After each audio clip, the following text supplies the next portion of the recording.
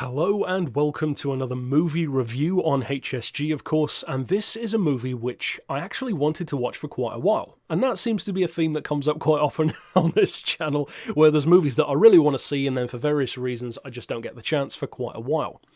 This one, of course, as you saw from the title and the thumb, is the Cloverfield Paradox. Now, I don't recall if I reviewed 10 Cloverfield Lane on the channel. I don't think I did, but I did definitely review Cloverfield. Now, for those of you who haven't seen those two movies, I would say you don't need to see the second one to watch this, but you definitely need to watch the first one. Now, of the three, the first one is my favourite. When I first watched Cloverfield, I wasn't a huge fan. I thought it took a little bit too long to get going and the shaky cam was annoying. But over time, it's actually become one of my sleeper favourites, and might even be my second favourite found footage style horror, second only to Apollo 18. Now, the second movie is almost like its own self-contained thing, like an offshoot of the story. But if you've seen both of those, then naturally you're going to want to check out this one. Now, the interesting thing about the three films is they completely change tone and almost genre as well. The first one is found footage, massive monster horror, whatever kind of genre you want to call that, like the kaiju category. Second one is just a small, claustrophobic thriller. I love it for that. John Goodman, fantastic in the film. This one is full-on sci-fi for most of the movie with horror and thriller elements in there. Think less Alien and more Event Horizon meets Life, maybe, from a couple of years ago. Now, a lot of people didn't like Life. I actually liked it quite a bit, and some of the elements of this movie remind me quite a lot of that one, actually.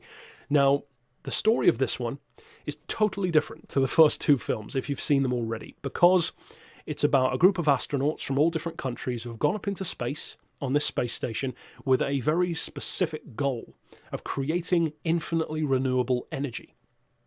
Immediately, you're thinking, what the hell does that have to do with Cloverfield and 10 Cloverfield Lane?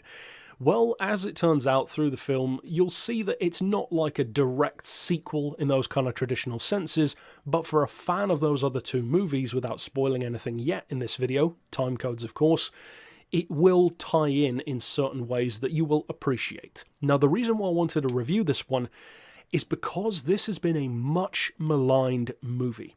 I had such low expectations going into this because I'd heard so many bad things about the Cloverfield Paradox. In fact, I believe almost universally bad. I don't think I've heard a single positive review out of the reviewers that I watch.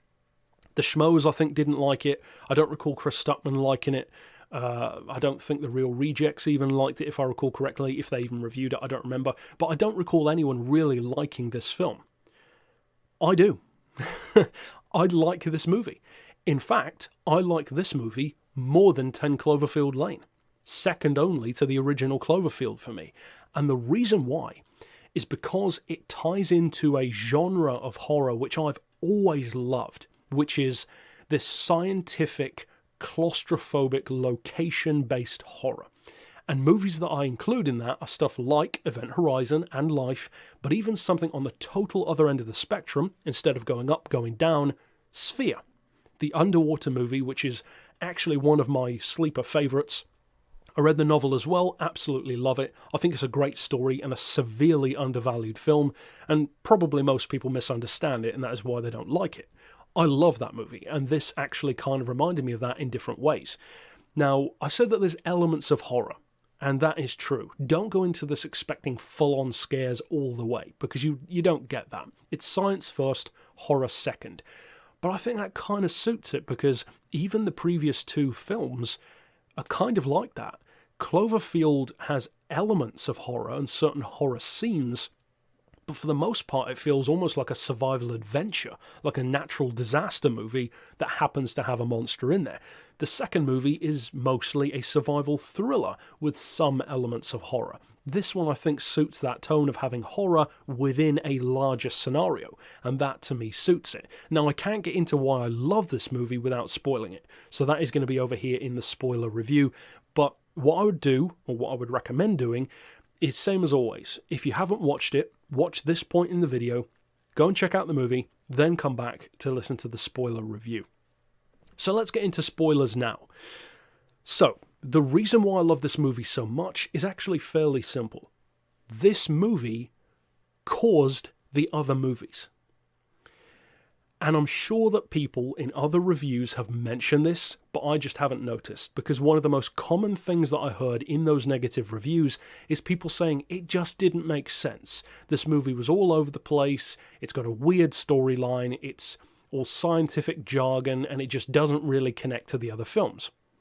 I heard numerous complaints, including Chris Stuckman, who I usually love his opinions on films, about the ending, the huge Cloverfield creature that comes up out of the clouds.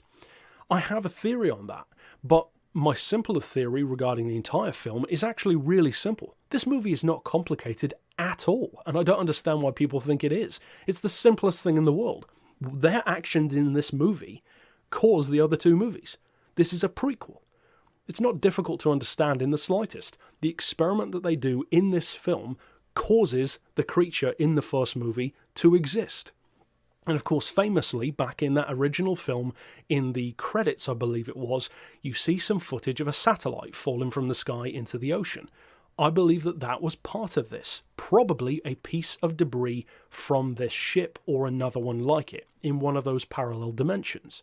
So when they went to a different dimension, they caused this overlap. You can call it a monster, you could call it a demon, an alien, a kaiju, whatever you want to call it. The point is that just like the Doom games, and some of the movies as well that have a similar concept, they basically ripped open a portal, allowing a monster to come through into our reality, or at least the regular version of our reality. That is what this movie proves and what it shows. And to me, it wasn't even complicated. It's clearly causing those other two movies. Now, John Goodman makes a passing, nod to being, I think it was a satellite engineer or something he says in the movie, but it's just a passing thing, and I don't think it's that important. But of course, in that movie, at the end, so mini spoilers if you haven't seen 10 Cloverfield Lane, but chances are you probably have if you got to this point in the video, at the end, the aliens are totally different. In fact, they're just that, aliens. They're not monsters like the other ones are. Once again, how does that even work in this universe? Well, of course it works. They're from a different dimension. Once again, this movie caused those other realities. And there's not necessarily any reason to believe that Cloverfield and 10 Cloverfield Lane are even the same reality at all. Now, there may be something said in that second film about it being in the same reality, something happening in New York. In fact, I have a vague memory of somebody mentioning New York. So I could be wrong there, but the point that I'm making is it doesn't need to be. Those movies don't need to be in the same universe. So if there is no connective tissue, I have no problem with that. They're different realities, different scenarios, and this movie finally explains why. This movie, as I said, what they do in this movie causes the other two. And to me, I think that's a great way to finish a trilogy. Even if they don't do another film, I'm satisfied. To me, that is cool. It's one of the most unique trilogies ever made. The first, second, and third each being totally different to each other. I fully understand why some people wouldn't like them, but I actually really do. So my order for these would be Cloverfield, Cloverfield Paradox, 10 Cloverfield Lane. And for most people, I think they probably do the reverse order for that. Most people, I think, probably like 10 Cloverfield Lane the most. To me, it just has less rewatchability because it's a little bit slow. This one, though, I really liked it. I love the casting. I like the chemistry.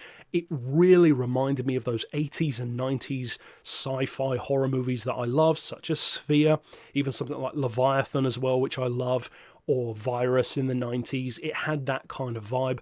And I love that. A modern interpretation of those kind of films is something I've been sorely lacking. So yeah, I love scientific horror, and I like what this movie did with the concept. So tell me down below, what do you think? Do you have a theory about the three? Do you have a theory about this one?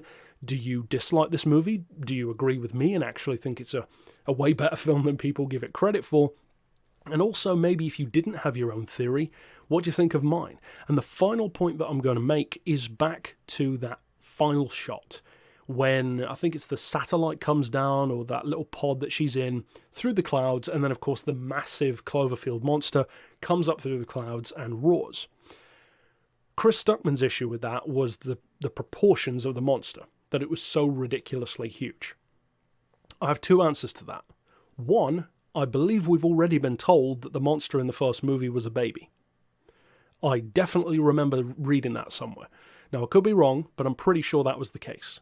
Now, if that one's a baby, and it's already as big as a skyscraper, well, of course the other one's going to be as big as the clouds. Why wouldn't it be? Secondly, though, I believe that that was just a visual effect, because it's much easier to CGI a cloud than it is an entire city skyline getting destroyed. So I think they probably did it for budgetary reasons. It was just this panoramic shot. And let's be honest, there are plenty of places on Earth where there are low clouds. It's not difficult to walk up high enough to be in clouds. So yeah, I actually really like this trilogy. I think it's a great way to end it, if they do end it here. And I really like the film. So yeah, if you already checked it out, give me your thoughts down below. I would love to hear your thoughts, actually, because it's certainly a controversial film, and I know I'm in the minority. Most people do not like this movie, but I really do. And I think it might be one of those films where people start to like it more as more time passes, and they actually revisit it. Because I really do think that this movie's primary issue is not anything about the movie itself. It's what people wanted from the movie. And because that wasn't fulfilled, they then accused the movie of doing something wrong. The reality is the movie didn't do anything wrong. Your expectations are not the movie's problem. So the trailers didn't make it look like it was a normal Cloverfield film. So going into it expecting that, well, that's your fault, not the movie's fault. So I like the film. Tell me down below. And of course, if you are new to the channel, be sure to stick around for more reviews. Please hit the notification bell, because otherwise you won't see my new videos. But until next time, I'll see you then. And for now, as always, thanks for watching.